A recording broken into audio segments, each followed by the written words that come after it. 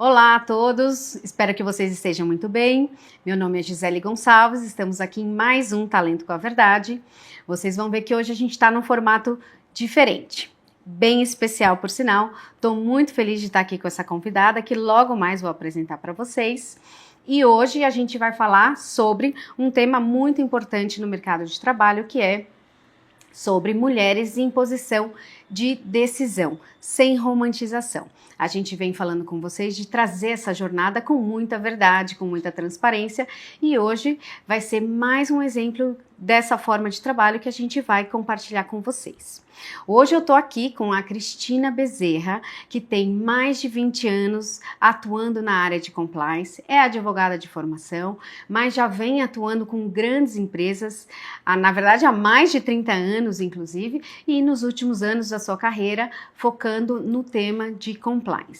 A Cris daqui a pouco vai se apresentar para vocês, mas a gente vai fazer esse modelo diferente, que é recebendo uma convidada e trazendo algumas perguntas e reflexões aqui para fazermos juntos nesse movimento. Então, Cris, quero mais uma vez te agradecer pela presença, por estar aqui, aceitou muito gentilmente nosso convite e é um prazer, com toda certeza, contar com a sua experiência, a sua expertise aqui. Você quer trazer alguma coisa como uma breve introdução sua aqui para todos que estão nos assistindo? Em primeiro lugar, é uma honra para mim estar aqui, Gi. Eu saí do outro lado da telinha porque eu te assisto, eu te acompanho. Eu adorei a ideia de trazer talento com verdade, que você faz muito bem. Então eu quero te agradecer pelo convite de estar aqui. É uma honra. Como a Gi falou, eu sou advogada por formação, compliance officer por paixão. Trabalho nessa área há muito tempo e tive a honra de trabalhar com a Gi, uma líder que me inspira. Ai, gente, eu já fico até emocionada aqui, e eu sou essa pessoa assim, bem coração, então obrigada pelas palavras, Cris, estou super feliz. Então, voltando um pouquinho só no nosso tema, para todos vocês terem clareza do que a gente vai falar, que é mulheres em poder de tomada de decisão, então mulheres no ambiente de liderança organizacional. E por que a gente fala sem romantização? Porque hoje, quando a gente pensa na mulher como líder, muita gente fala, olha, que inspiração, só fala o lado bonito da mulher ter chegado ali naquele momento. Mas hoje a gente quer trazer um pouco mais dessa jornada. Então, o que acontece e como a mulher chega num momento como esse e talvez muito do que ela tem que deixar, às vezes, para trás para poder ocupar uma posição de liderança. E aí, por isso que a gente começa com a seguinte pergunta aqui para a Cris. A gente já começa quente, vamos dizer assim, nosso bate-papo, que é pensando nas mulheres que conseguiram chegar em uma posição importante de liderança dentro das organizações que elas estão, você acha isso que é um reflexo e que é um avanço ou um desafio dentro da carreira delas? Bom, é os dois, né, Gi? Eu vejo que a gente avançou sim muito, né? Quando eu comecei a minha carreira já há muitos anos, eram muito menos exemplos de mulheres em posição de liderança. Inclusive, eu comecei num setor que era muito mais masculinizado, que era o setor financeiro. E aí eu percebia, Gi, que faltava para nós mulheres realmente essas referências. E isso, eu acho que daqui a pouco a gente pode falar um pouquinho disso, ajudou a alimentar certos preconceitos e certas barreiras que as mulheres enfrentam. Então, ainda assim, há dificuldades, mas eu também vejo avanços, né? Eu vejo que a lei brasileira, ela tem refletido as demandas sociais. Então, hoje a gente vê, de verdade, uma busca a trazer as mulheres para os ambientes de trabalho, até porque os resultados mostram que empresas que têm mais diversidade, que têm mulheres na liderança, têm resultados melhores. Existe sim uma tendência a criar ambientes mais favoráveis às mulheres e mais desfavoráveis às violências que as mulheres às vezes ainda enfrentam nos ambientes de trabalho. Então eu acho que é um pouquinho dos dois. Eu venho acompanhando realmente essa evolução, mas eu reconheço que a gente teve de uma certa forma um protagonismo em relação ao que a gente ainda vê de dificuldade para as mulheres ascenderem. Os números mostram, por exemplo, uma pesquisa da B3, que em cargos de CEO, por exemplo, no Brasil, empresas listadas na Bolsa, na B3, até o ano passado eram só 3 mulheres em posição de CEO.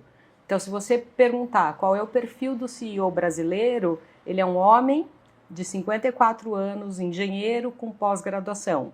Só 3 mulheres nas empresas todas que foram olhadas lá. Ainda existem poucas mulheres também nos conselhos de administração. Então, avançou, mas existe um caminho a ser trilhado. Perfeito. Obrigada pelos comentários, Cris. Eu queria trazer um pouco, complementando com toda certeza o que a Cris está trazendo aqui para a gente, que é o seguinte, mesmo quando eu paro e reflito na minha carreira, assim como a Cris disse da dela também, eu acho que a gente passou bastante coisa para chegar ali nos cargos que a gente ocupava dentro de grandes organizações. Então, é possível chegar, a gente também quer deixar aqui para vocês, para quem nos acompanha, que é possível sim ascender na carreira. Temos desafios, é uma jornada, a gente precisa sim contar com uma rede aí de apoio, seja de mulheres, de homens nessa jornada, mas é importante saber que a gente tem sim muita capacidade, muita habilidade, muito potencial para ocupar essas posições, mesmo sabendo de todos os percalços que a gente vai passar em diferentes situações para chegar lá. Mas fica aqui o convite também para as mulheres continuarem nos acompanhando, que a gente tem aí bastante coisa interessante para falar ao longo desse episódio. E aí, pensando um pouco, eu vejo que, Cris, muitas vezes a mulher ela sente que ela não tem total capacidade para ocupar uma determinada posição. E até outro dia estava comentando também com a Cris de um dado que muitas vezes quando a gente olha grandes posições aí no mercado de trabalho, que os homens vão lá, se aplicam com uma grande naturalidade, com facilidade para essas posições dentro de grandes corporações, mas muitas vezes quando a gente olha a mulher, ela vai analisar, ela vai ler o que pede, vai pensar, será que eu tenho tudo isso, será que não tenho? Aí já vem a questão da autoestima e de outras questões que nos acompanham dentro aí dessa jornada do feminino. Então, minha pergunta aqui, pensando um pouquinho nesse conceito, é como é que a gente faz para a mulher também acreditar na sua capacidade, na sua habilidade, no seu potencial para ascender e chegar nessas posições que é o que você estava trazendo. Tão difícil de chegar ali nessas 3 posições que eram ocupadas somente por mulheres, infelizmente ainda em 3 posições listadas na B3. O que você poderia também trazer de experiência e de dica para as mulheres que estão nos acompanhando, Cris? Bom, a gente já sabe que as mulheres elas estudam mais, né? Os dados também mostram que o nível de escolaridade das mulheres no Brasil é mais alto que o dos homens. Então eu sinto, Gi, que as mulheres elas de verdade elas percebem uma necessidade de se capacitar mais, né? Elas vão, elas estudam, elas fazem curso, elas se preparam e tal. Então eu acho que essa parte é uma coisa que a gente já faz naturalmente. Eu acho que tem uma questão de autoconhecimento, sabe? Uma questão de você se conhecer e saber o que você quer para você. E eu acho que aqui talvez as mulheres ainda tenham alguma dificuldade, ou pelo menos falando da minha história, né? De me preparar para o que eu quero. O que eu quero fazer daqui a alguns anos? Em que posição que eu quero estar? Eu acho que a nossa sensação é que a gente não pode muito sonhar, sabe? Olha o jeito que a gente está sentado aqui, a gente está cruzando as pernas e eu vi recentemente um vídeo da apresentadora que ela falava assim, olha como os homens estão sentados, eles ocupam os espaços e as mulheres parece que elas são treinadas a não incomodar, a pedir licença, a não sentar à mesa. Eu estava reassistindo aquele TED Talk da Sheryl Sandberg de 2010, imagina, e ainda é super atual, em que ela dá algumas dicas e uma delas é ocupe os lugares, esteja presente nas mesas de decisão, não espera te convidarem para chegar nessas mesas, se convida, se oferece, vai para um projeto, tenha coragem, diminua um pouco a autocrítica e de novo, o autoconhecimento é fundamental. Às vezes a gente precisa saber, é o que a gente quer? Não é o que a gente quer? É o que a gente quer de verdade? Ou será que a gente está tolhendo o nosso querer porque a gente foi criadas, né, mulheres, para eventualmente não almejarem tanto? A gente conversava que quando eu comecei a minha carreira, por exemplo, especialmente no interior, da onde eu venho, se acredita muito que o concurso público, né, é o caminho, porque ele é seguro e você tem estabilidade, depois que for mãe, como é que fica e tal. Então, assim, às vezes as mulheres se limitam antes mesmo até de começarem a ir para o jogo, não desce para o play, acha que não vai poder brincar. Então, eu acho que o principal é realmente você se conhecer e decidir o que você quer. e trabalhar para isso e buscar os seus espaços. Gi, como que foi para você buscar os seus espaços? Perfeito, adorei o comentário e assim, fazendo uma reflexão até antes de responder essa parte, é que a gente já falou em um outro episódio aqui do poder da liderança, então a gente sinalizou muito que começa realmente com autoconhecimento, assim como você vem dizendo, então fica aqui meu convite para mulheres e homens voltar com esse tema, então isso é muito importante assim para qualquer líder, e na verdade não é só líder, qualquer colaborador, realmente ter mais clareza de quem nós somos, por que somos, onde queremos chegar.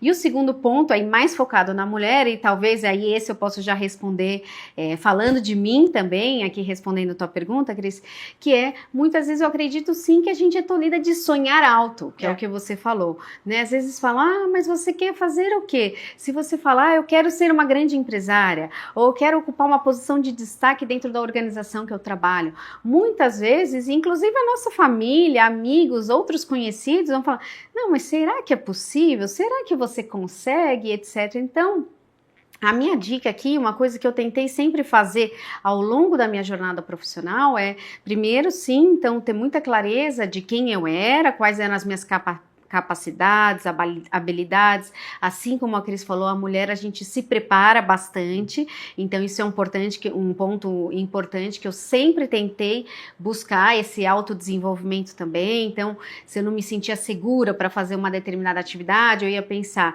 olha, um curso, uma palestra, ou é alguém que eu vou conversar, ou como eu vou praticar esse conhecimento que eu ainda não domino, então com toda certeza esse foco no meu autodesenvolvimento é uma coisa que estava sempre na minha jornada, e o sonhar alto que eu estava falando, a gente sim tem capacidade, a gente sim tem potencial para chegar onde a gente quiser, né? Então esse é um ponto importante. E eu traria só um adendo que é o seguinte, quando a gente sonha alto, muitas vezes parece impossível. Então o que eu falaria aqui pra gente, para todas as mulheres que estão nos ouvindo, é assim, talvez vai pensando nos degraus, Concordo. né? Porque fica muito longe, às vezes, eu quero ser CEO de uma determinada companhia. Sim, ótimo, mas para ser CEO, como é a jornada? O que você precisa fazer ao longo dessa jornada? Então, ir pensando em cada degrau fica mais fácil, mais claro para você perseguir seus sonhos e de fato lá na frente chegar nesse objetivo final do sonhar alto, mas eu quero deixar aqui a inspiração para todo mundo poder realmente sonhar o que quiser, que a gente tem ali a vida toda para percorrer essa jornada. É isso, e não ficar só no sonho, né, Sim. Gi? É comunicar. Eu acho que uma coisa também que as mulheres podem desenvolver mais, e eu percebi que hoje, felizmente, elas já desenvolveram mais, é falar o que você espera, comunicar, dizer, olha, eu vi uma oportunidade aqui, eu tenho esse perfil, sabe? Mostrar que você tem realmente interesse em ocupar esses espaços, não esperar que o espaço, que alguém te procure. E acho que uma outra coisa também, que à medida que você estava falando, eu fui pensando, quando você vai pensando também nos degrauzinhos, né? Você vai pensando no degrau e vai ficando cada vez mais fácil, né? E a gente vai olhando e às vezes até a meta vai subindo, porque você vai chegando naquele degrau e fala, opa, cheguei aqui, acho que eu posso chegar um pouquinho mais para lá. Mas uma coisa que talvez a gente faça pouco, Gi, é olhar para trás e honrar a nossa história, porque muitas vezes nesse objetivo de chegar mais para frente, a gente esquece tudo que a gente já percorreu. Então é importante também, de tempos em tempos, a gente parar. Tem gente que faz isso semanalmente, tem gente que faz isso diariamente, escreve um diário, anota ali todas as conquistas daquele dia, ou parar mesmo, fazer uma vez por ano, você olhar para trás e pensar na sua linha, né, da vida, porque a gente já passou por tanta coisa. Então é tão interessante a gente honrar o nosso passado e se acreditar forte, você olhar para os seus resultados como pessoa, como profissional, seja qual for, né, o que seja valor para você, e olhar para trás e dizer assim, eu já cheguei até aqui, e isso ajuda a gente a continuar seguindo mesmo quando vem algumas adversidades. Sim. Porque, assim, o que a gente precisa também reforçar é que a diversidade sempre vai ter, Sempre. né, Cris? Mas eu acho bem importante essa parte que a Cris comentou, da gente se orgulhar. Então, realmente, né, olhar para tudo que a gente vem conquistando, de cada coisinha que a gente já conseguiu fazer, né, porque isso vai deixar, de fato, a gente mais forte para o que vem pela frente. E uma das outras coisas que eu fiquei pensando aqui seja você até comentou, tá mais de 20 anos em posições só de liderança, né, Cris? Então é muito tempo, é muita bagagem, muita experiência aí para compartilhar com todos vocês. Você sentiu que em algum momento, seja com você e com outras mulheres ao seu redor, que você teve que calibrar um pouco o seu jeito de ser para poder ocupar a posição que você estava naquele momento? Sim, e eu já fiz as pazes com isso, tá, gente? Recentemente a gente conversou numa outra ocasião aqui sobre a questão de ser mulher, né, em posições de liderança, e uma das chamadas para essa conversa era: será que a mulher ainda precisa se masculinizar, por exemplo, para ocupar posições de liderança? E eu achei que em 2026 essa conversa já estaria superada. E uma pessoa me procurou e falou assim: olha, que bom que vocês vão tratar disso, porque eu, no setor que eu trabalho, eu ainda sinto que a mulher precisa se masculinizar. Então, o que eu já vi acontecer? Mulher que sentiu que precisava se masculinizar, mulher que sentiu que precisava envelhecer, que deveria se apresentar de uma maneira mais conservadora, mulheres que tiveram que mudar até o seu tom de voz, ou falar mais alto, ou então falar mais baixo, ou corresponder a certas expectativas e os vieses que a gente falou, né? Que a mulher tem que ser de tal maneira, a mulher tem que ser colaborativa, a mulher tem que ser delicada, a mulher... Então, eu fiz as pazes com isso porque eu entendi o seguinte: a melhor maneira de você ser um líder eficaz é você estar em paz com você mesmo, é você se conhecer e você assumir como você é, você ser autêntico. E a autenticidade é para homem e para mulher, independente do gênero. Só que muitas vezes, quando a mulher ela é autêntica, ela esbarra nesses preconceitos, né, nesses juízos de valor, nessa maneira como as pessoas enxergam o mundo, mas aí não é sobre nós, gente, é sobre essa sociedade que precisa ser mudada. Então, hoje, o meu conselho para qualquer um que quer ser líder: seja você mesmo, não faça um esforço. Claro que, obviamente, dentro do ambiente corporativo, a gente se enquadra, né, com a cultura, com os jargões da empresa e tal. Mas se aquilo requer um esforço muito grande, que vai, às vezes, contra a sua própria natureza, o seu estilo de ser, de pensar, talvez você tenha que procurar outras culturas, né? Sim.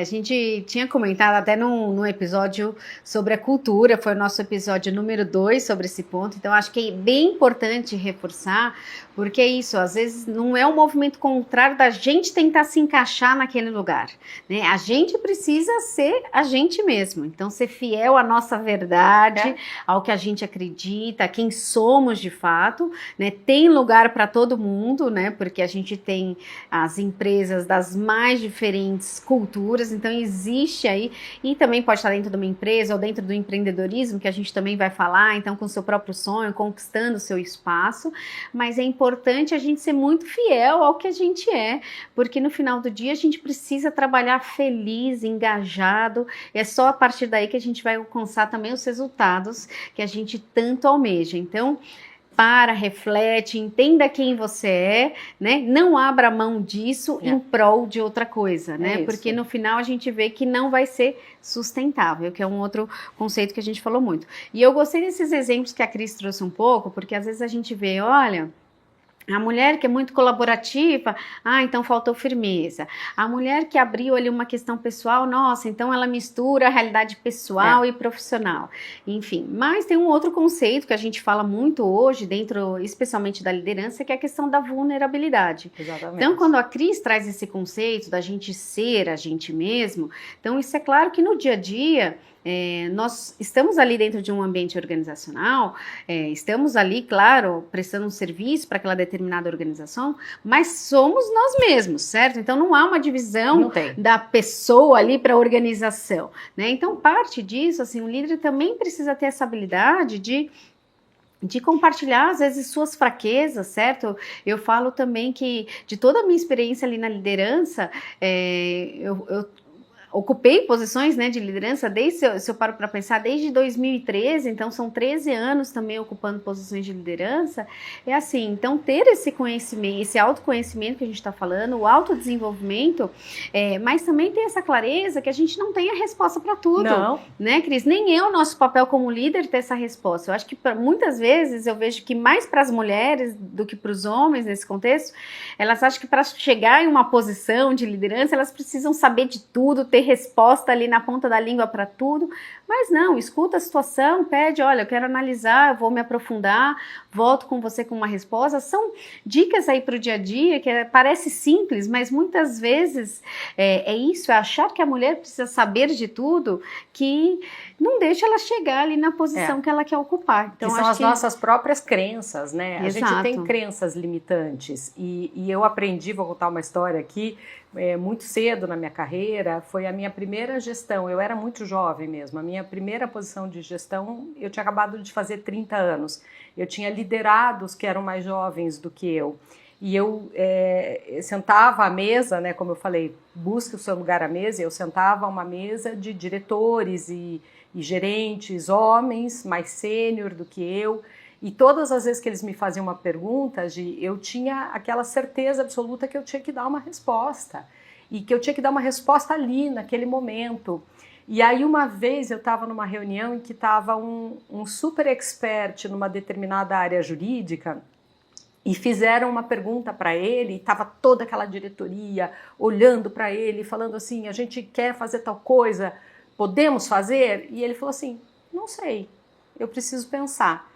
E aquilo para mim, assim, eu estava nervosa por ele, a minha mão suava por ele. E aí o pessoal continua insistindo, não, mas é que se a gente fizer, vai acontecer isso, vai gerar isso, tarará. E ele continuou dizendo com a maior calma, não sei, eu preciso estudar, preciso pensar. E aí, na terceira vez que insistiram com ele, ele falou assim, então tá bom, então se vocês quiserem uma resposta agora, a resposta é não, não pode. O que eles fizeram? Não, então tá bom, então pode parar para pensar, pode estudar. Sim. E aquele momento, para mim, foi libertador. Então, eu acho que esse foi um libertar de uma crença que era porque eu era muito jovem, porque eu lidava com homens muito sênior, que eu tinha que ter todas as respostas. E eu aprendi observando um outro homem muito sênior, que eu não precisaria ter todas as respostas e eu poderia ficar tranquila. A segunda quebra, eu acho, de paradigma foi aquela de que mulher não sabe fazer networking. E aí, gente, eu acho que é uma dica muito importante, pegando o gancho do que a Gi falou, que às vezes a gente se sente sozinhas, e tem aí uma pesquisa recente do Think Eva, falando sobre a solidão da liderança, a solidão das mulheres. E, gente, o caminho não precisa ser solitário. Então, um divisor de águas na minha vida também foi ter sido convidada, eu não sei nem há quantos anos já, para participar daquele grupo jurídico de saias, que era justamente um grupo de mulheres advogadas do mundo corporativo que se uniram para fazer networking. Porque se acreditava que mulher não fazia networking, claro, porque a mulher tem uma jornada tripla. A mulher sai do trabalho, ela ainda tem que passar no supermercado, quando ela consegue ela faz uma academia, vai buscar o filho na escola, tem que chegar em casa e ainda preparar uma comida, e eu estou falando de algumas que ainda têm o privilégio de ter ajuda. Tem mulher que acorda sei lá que horas e vai dormir sei lá que horas, porque tem que dar conta de uma jornada exaustiva de trabalho e dar conta de grandes cidades, de deslocamento, de filho, e quando o filho fica doente. E as pessoas que estão na nossa geração, a minha geração, que é um pouquinho mais velha que a geração da Gi, mas tem pessoas na minha geração, por exemplo, que estão lidando ao mesmo tempo com o filho entrando na idade adulta e com os pais envelhecendo e adoecendo.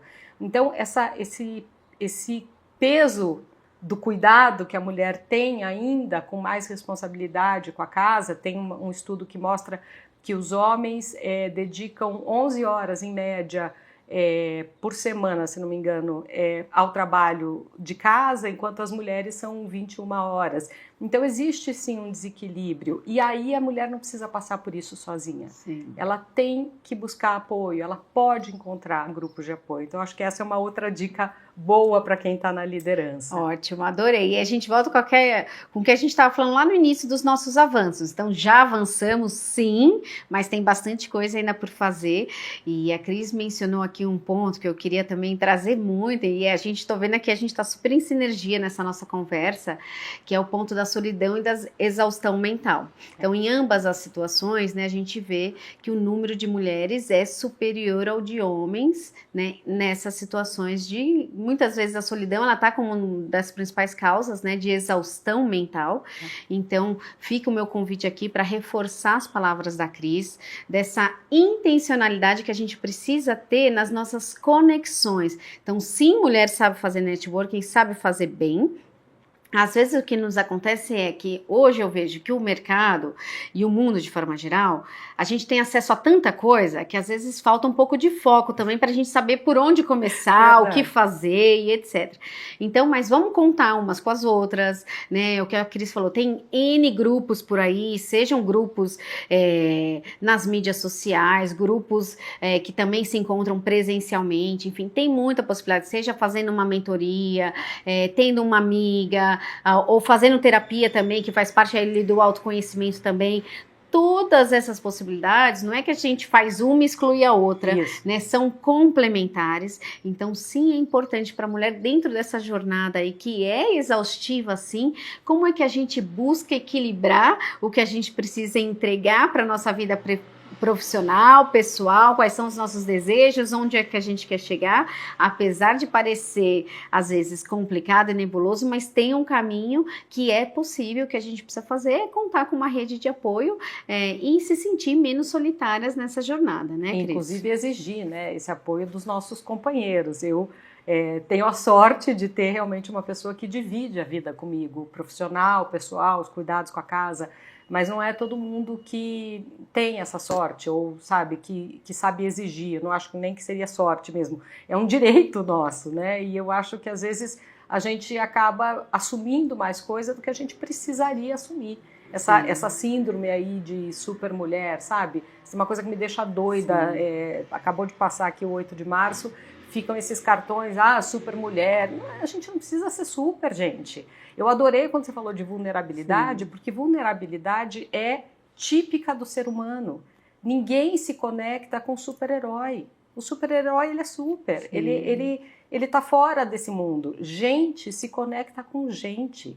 E gente, todo mundo tem perrengue. Dizem que concurso de dor ninguém ganha. Porque todo mundo tem dor, todo mundo tem problema e todo mundo acha que o seu é pior. Então você ter às vezes esses grupos de apoio, você pedir ajuda, você ser claro no que você espera, eu acho que isso faz muita diferença. E eu, assim, acredito fielmente, assim, tudo que você disse, e um dos pontos que eu acho que, assim, para reforçar, principalmente no que eu vejo para as mulheres, é o fato de pedir ajuda, porque muitas vezes é difícil para a gente falar, não, eu vou pedir ajuda, eu vejo, me coloco nessa situação, porque a gente está aqui para falar de nós mesmas também, certo?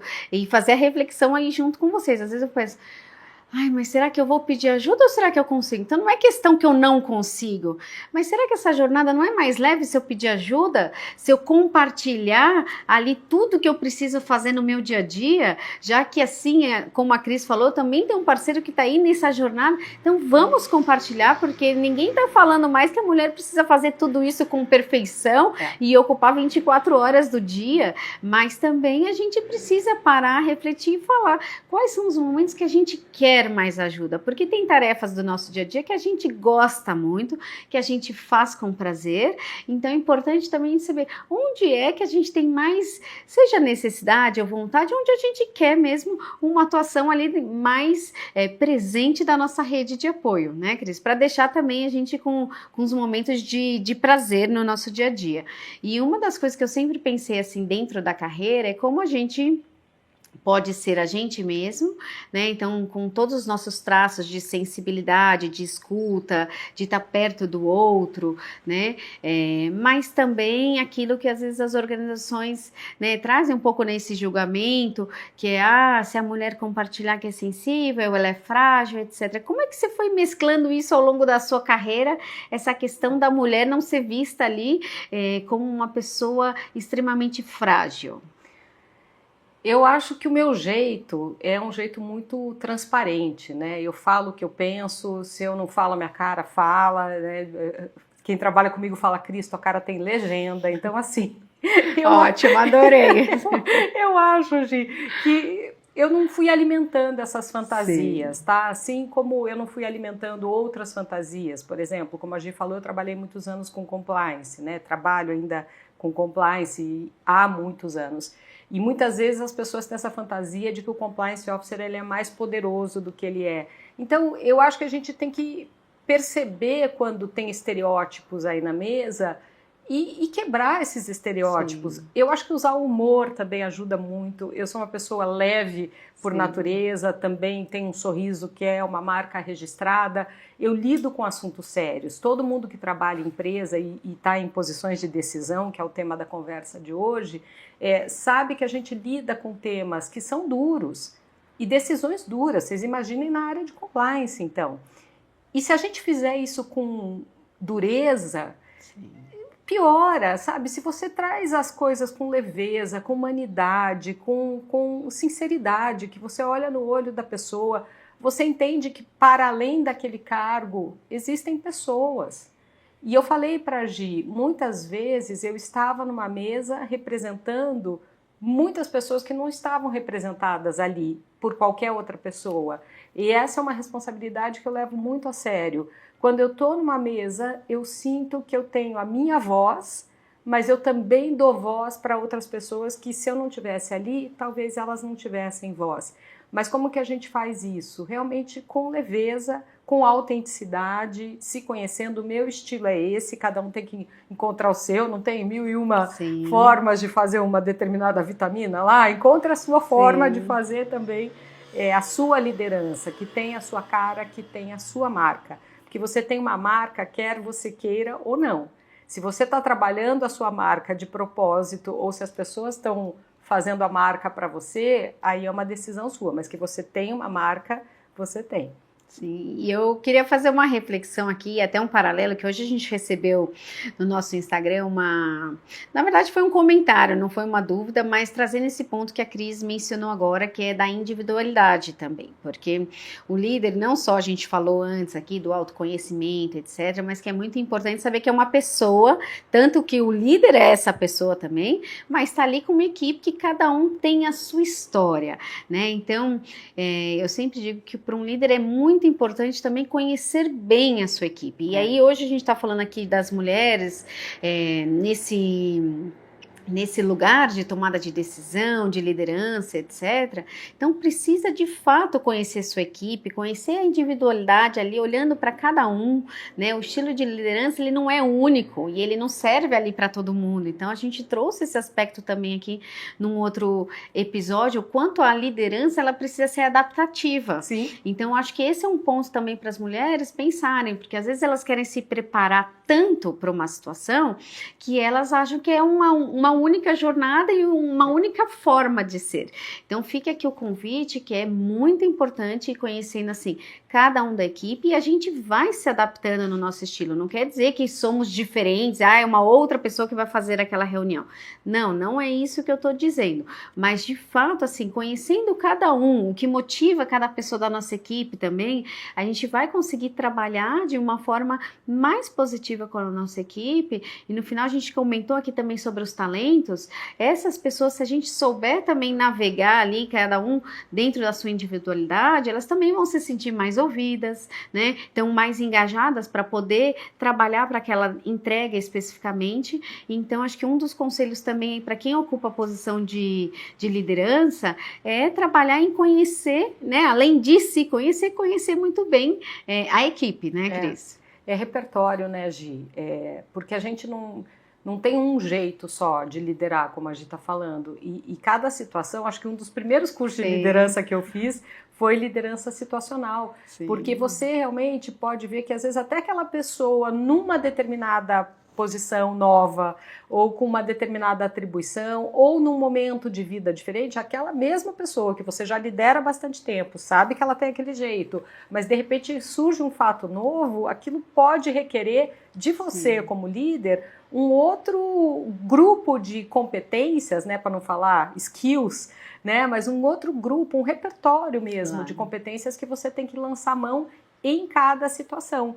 É muito gostoso você liderar pessoas quando você entende que você ajuda a que elas tragam o melhor delas à tona. Você, na verdade, é só um facilitador, né? Mas para identificar naquela pessoa, e especialmente quando a gente lidera mulheres, identificar coisas que elas não estão vendo, mas você está vendo e vai ajudá-las a fazer enxergar. Ótimo, porque eu queria te fazer uma pergunta aí, tá muito, vamos dizer, relacionada a essa sua resposta, que é assim, também muito, vamos dizer, que nos cobram quando a gente está ali numa posição já como mulher, num ambiente já sendo líder, com um determinado impacto dentro daquela organização, que é como que a gente vai representar todas as mulheres também, que tipo de ajuda, de apoio que a gente pode dar às outras mulheres. Como é que você vê isso, seja da sua experiência, mas também das organizações que você passou, Cris?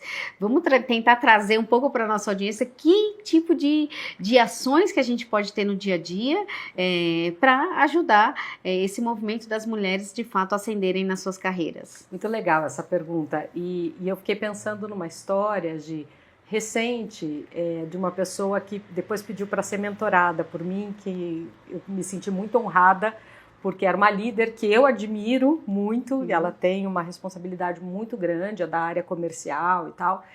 E aí ela ia fazer a primeira apresentação para o grupo da liderança sênior do qual eu fazia parte. E o líder dela, que é um homem muito atento também a mulheres, trabalha muito bem com mulheres, promove e tal, porque é importante, viu, mulheres, tenham porta-vozes, tenham pessoas falando de você, isso é muito bom. E esse líder, ele era um excelente porta-voz e me chamou antes e falou, olha, vai ser a primeira vez que a pessoa apresenta nesse grupo de liderança, ela está um pouco insegura, vai ter que apresentar em inglês e tal. E aí eu falei, deixa comigo. E ele falou assim, ó, se ninguém fizer pergunta, ela responde muito bem sobre tal assunto. Pergunta sobre tal assunto, se ela esquecer, se ela ficar nervosa, enfim. Sei que ele me deu a dica ali, que aliás eu achei um comportamento exemplar a ser seguido mesmo. E aí quando ela entrou na reunião, eu estava ali super sorridente, olhando para ela, era uma reunião virtual, mas olhando para ela, assim, sabe, sorrindo, mexendo a cabeça, fazendo com que ela se sentisse acolhida. E aí ela chegou a falar no assunto que ele queria que ela falasse, que sabia que ela falava bem, mas aí eu dei uma força, eu falei, e tal assunto, você não trabalhou numa coisa assim? Aí ela foi, ela complementou, eu percebi que ela foi ficando mais à vontade. No final da reunião ela me ligou e ela falou assim, nossa, você fez uma diferença tão grande para mim. Então essa história é para contar o seguinte, a gente que chegou lá passou por situações mas muito pesadas muitas vezes, né, de não ter o apoio. Então, quando a gente chega lá, o que a gente tem que fazer é perceber, se aquilo me fez mal, eu não vou ficar repetindo esse comportamento, porque afinal de contas eu cheguei, né, passei por isso e cheguei, tá bom, mas não precisaria. O caminho poderia ter sido mais tranquilo. E outra, gente, o mundo evoluiu, nós estamos em 2026, sabe? Eu não vou ficar tendo uma mentalidade de 96. Eu vou ter uma mentalidade de 2056. Eu vou ser a realidade que eu quero ver no futuro da empresa. Então, eu acho que a nossa principal obrigação é não repetir esses comportamentos preconceituosos, assediadores, pouco inclusivos. A gente não precisa repetir essas falhas sistêmicas da sociedade. A gente tem o dever de parar com isso e reinventar para as meninas e mulheres que estão chegando uma história melhor do que a gente passou. Porque senão as empresas vão chegar num momento que elas não vão ter talento. A gente está vendo, 77% das mulheres que vão empreender depois da maternidade. Por que isso? Será que elas não encontraram mais espaço nas organizações? Olha a fuga de talentos, né, Gi? Sim. As empresas não querem isso, elas perdem dinheiro com isso. Elas perdem dinheiro, agilidade, história, eficiência. Perder mulheres é perder talentos, é perder resultado nas empresas. Então a gente tem a obrigação de, se não é nem pelo amor, pela lógica, né, de não repetir esses comportamentos tão prejudiciais.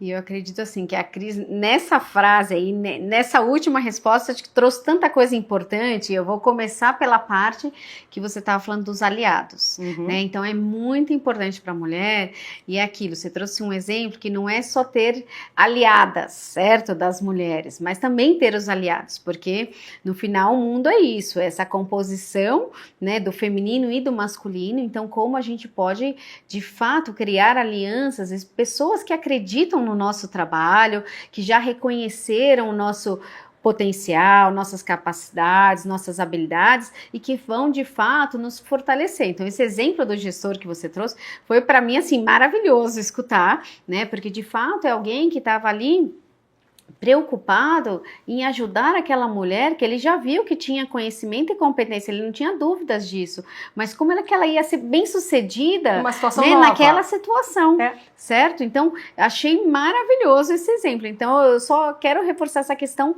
dos aliados nessa jornada. Então, como é que a gente vai fazendo parceria dentro das organizações hoje em dia? A gente já tem muitos grupos que trabalham essa questão, então que esses grupos também cada vez mais estejam fortalecidos com espaço e com voz ativa dentro das organizações, que não seja algum programa somente ali da fala, mas que seja de fato assim executado e vivenciado dentro do dia a dia das organizações, é bem importante.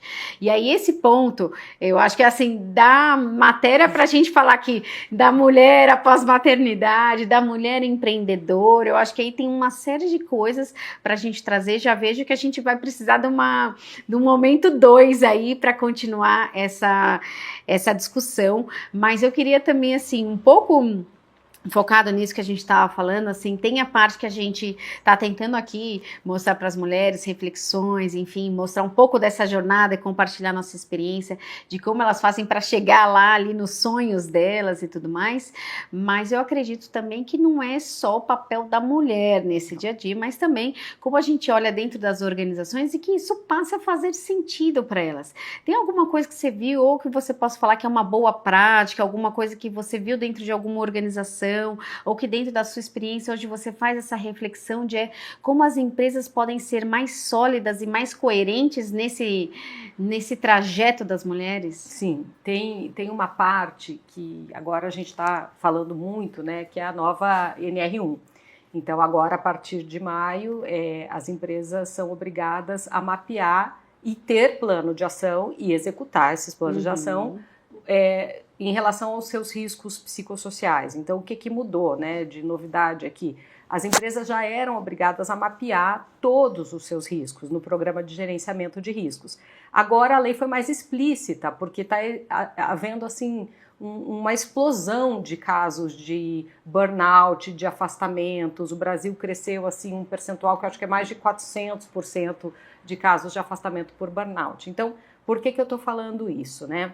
E é interessante a gente sempre pensar que a lei, ela é uma reação ao que está acontecendo na sociedade. Isso sempre foi, sim, desde que o mundo é mundo. Então, a sociedade está mostrando, olha, as pessoas estão adoecidas dentro das organizações. Então, qual é a resposta que se espera das organizações? Identifiquem as situações que agravem esses riscos aí psicossociais e tratem. E aí, Gi, uma coisa que a maioria das empresas já tem é o canal de denúncias. E o canal de denúncias, às vezes ele está na mão do compliance officer, às vezes ele está na mão do jurídico, às vezes está na mão da auditoria e muitas vezes está na mão das pessoas de gente de gestão, de recursos humanos. Só que um canal de denúncias, ele é tão bom quanto o nível de confiança que as pessoas têm nele, como canal, e no ecossistema, nos processos que suportam esse canal. Ou seja, não basta ter um canal e falar para as pessoas, olha, a gente espera que vocês comuniquem qualquer comportamento desviante. Não, as pessoas, em primeiro lugar, elas têm que acreditar porque elas têm que superar várias barreiras mentais aqui para elas poderem falar. Tem estudos que mostram que só 4 entre 10 pessoas que sabem de um problema, aliás, o contrário, que 4 entre 10 pessoas que sabem de um problema deixam de falar, é isso. Então, 4 não falam, você tem 6 pessoas que falam, 4 que não falam. E de repente você tem um problema grave que essas 4 aí não estão falando. Então elas têm barreiras mentais para superar e às vezes elas têm barreiras realmente culturais na empresa. Ou líderes que não querem ouvir, ou processos de apuração que não são muito humanizados, que não são muito profissionalizados. A pessoa sente que aquele medo que ela tem de retaliação, ele é um medo real, concreto, ou ela denuncia e não sabe o que foi feito depois. Então, Gi, eu acho que hoje é um começo, tem várias coisas que as organizações podem fazer, mas o que eu tenho insistido bastante é que tem uma coisa que elas às vezes já têm. É só olhar e ver se ela está fazendo aquilo bem feito e se aquilo está apontando para ela um direcionamento de práticas que ela precisa melhorar dentro daquela organização para ser mais inclusiva. Não só para as mulheres, mas para todo mundo. Gente feliz trabalha melhor. Sim, e tem mais resultado que a gente também já falou em outros momentos. Agora a gente está se encaminhando aí para uma fase final aqui do nosso podcast de hoje. Eu passaria aqui à tarde, sendo bem honesta, que a conversa é fluida, gostosa, então a gente quer ficar o tempo todo. Agora, talvez assim, deixando uma última reflexão ou uma dica, um aconselhamento aí para as mulheres. Você trouxe esse ponto extremamente importante do lado das organizações, né? Então, como a gente fortalecer esse processo, eu acredito muito no canal de denúncias, ele precisa ser bem feito, bem implementado, as pessoas precisam acreditar, os colaboradores precisam sentir que há confiança no ambiente de trabalho para poder trazer ali as situações que vivenciaram, sem pensar que alguma coisa vai ter algum tipo de retaliação, etc. Então esse é um ponto que eu queria reforçar aqui, que é excelente do ponto de vista das organizações, como esse ponto deve estar mais estruturado cada vez mais aí dentro da pequena, média e grande empresa. Agora, se a gente pensar do lado da mulher, alguma dica final, assim, para as que estão começando ali na carreira de liderança, alguma coisa que você gostaria de deixar como sua mensagem, sua marca também, a gente comentou desse ponto, tua marca, assim, pensando especificamente na posição de liderança, Cris? Gi, eu acho que a gente pode resumir, né, o que a gente falou aqui, talvez em 3 comportamentos mesmo, né? O primeiro é esse do autoconhecimento. Saiba quem você é, saiba o que você quer, né? Saiba de verdade, acredita naquilo que você quer para você, né? O segundo, eu acho que é essa capacidade de comunicação, de você buscar esse seu lugar à mesa, de você falar o que você espera. E de você falar o que você espera dentro da empresa, fora da empresa, exija das pessoas ao seu redor, sabe, que tem algum papel, que te ajudem. Eu acho que, então, autoconhecimento, você falar o que você espera, a comunicação. E o terceiro, acima de tudo, é essa questão da... não é mais do que a vulnerabilidade, é a autenticidade. Sim. Não faz um esforço muito grande para se encaixar. Se você está se esforçando demais, talvez não seja o melhor lugar. Mapeia a cultura da organização e descobre qual é o lugar em que você pode ser você mesma. Porque você sendo você mesma, você vai fazer sucesso com certeza absoluta. Perfeito, adorei a reflexão. Eu queria trazer, assim, 2 outros pontos. Eu sei que a Cris sempre fala das 3 mensagens, então vamos ficar com essas mensagens aí claras também, mas um pouco da questão do autocontrole também. Recentemente eu estava numa palestra que eu gostei bastante, falou do autoconhecimento que a gente já trouxe aqui. O autocontrole mais focando do ponto de vista de inteligência emocional, como é que a gente trabalha com as nossas emoções, enfim, como é que a gente vai traduzir isso no ambiente de trabalho, né? E, por fim, a autorresponsabilidade. Eu queria deixar esse recado final, porque é muito importante, seja mulher ou homem, na verdade, assim, a gente precisa ter esse senso da autorresponsabilidade, que a minha carreira está nas minhas mãos, essa jornada está nas minhas mãos. O ambiente externo pode acontecer muitas coisas. A diferença, no final das contas, é como é que você percebe, como é que você lê esse ambiente, o que é que você faz com esse ambiente, seja de uma cultura, seja de alguém que não acreditou em você, mas como você sente isso e que tipo de ação que você vai ter a partir disso. Então, assim, continue nos acompanhando. Acho que a gente tem pauta aí para falar ainda muito mais. Cris, eu quero reforçar, foi um prazer te receber aqui.